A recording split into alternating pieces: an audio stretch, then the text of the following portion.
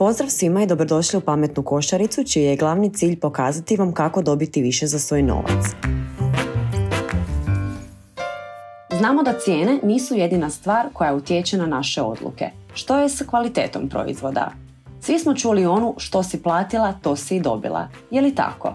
I nitko od nas ne želi kupovati lošije proizvode, pogotovo hranu za svoju obitelj. Pa idemo vidjeti jesam li kupila nešto lošije ili ne. Najlakši način, barem za prehrambene proizvode, je da provjerite deklaracije. Usporedimo čokoladni puding koji dolazi u pakiranju od 4 komada. Provjerit ćemo sastav, količinu šećera, hranjivih tvari i umjetnih dodataka. Svatko može lako provjeriti popis sastojaka da vidi jesu li nutritivne vrijednosti iste, jesu li neke bolje ili lošije od drugih, ima li u jednom proizvodu više umjetnih dodataka nego u drugome.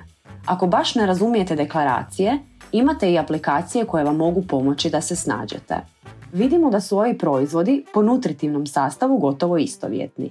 Neke male razlike postoje, ali ne tolike da bi ukazivale na primjerice lošiju nutritivnu kvalitetu proizvoda privatne robne marke, koji je i cjenovno jeftiniji. Slična situacija je kod usporedbe 2 sina namaza. Prema nutritivnim vrijednostima možemo vidjeti da razlike postoje, ali ne u toj mjeri da možemo zaključiti da jeftiniji proizvod ujedno znači i lošiju kvalitetu. Znate zašto je tako? Zato što su često isti proizvođači koji proizvode proizvode poznatih brendova, oni koji rade proizvode pod privatnim robnim markama. Za više korisnih savjeta zapratite Pametnu košaricu.